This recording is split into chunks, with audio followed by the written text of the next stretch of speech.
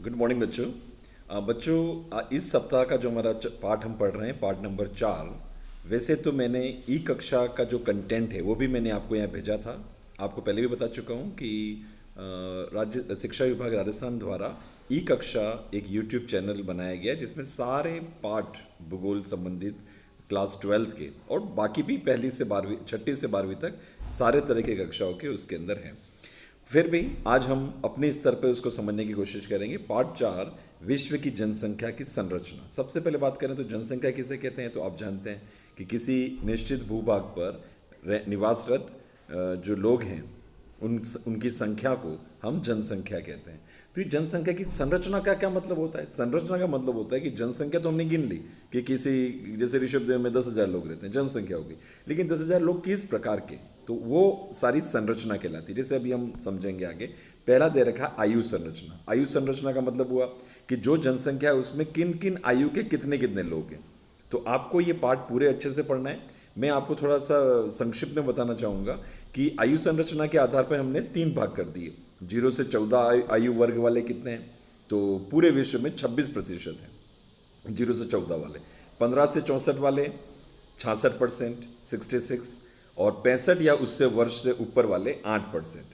तो ये हो गया आयु संरचना के आधार पर। ये मैंने आपको फौरी तौर पर, सतही तौर पर बताया, लेकिन आप देखेंगे कि विकसित और विकासशील देशों में इसका क्या अंतर है, अलग अलग राज्यों में क्या अंतर है, इसको आप अच्छे से पढ़ें। तो पहला आयु संरचना। अच्छा, उसके बाद दूसरा आता है लिंगानुपात। लिंगानुपात का मतलब होता है कि प्रति 1000 पुरुषों पर कितनी स्त्रियां हैं, है ना।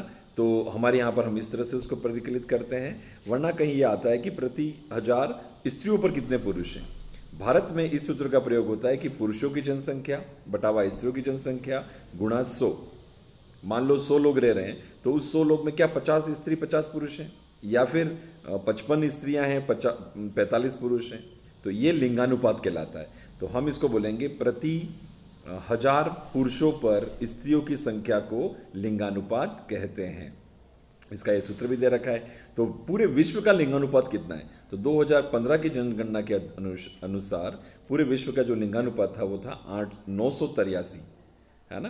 प्रति 1000 पुरुषों पर 983 स्त्रियां थी, मतलब 17 स्त्रियां कम है। अच्छा, तीसरा संरचना के आधार पे हम देखें तो वो है कंपोजिशन, मतलब जिसको कहते हैं संगठन, कि जो लोग रहते हैं वो कितने नगर में रहते हैं, कितने गांवों में रहते हैं।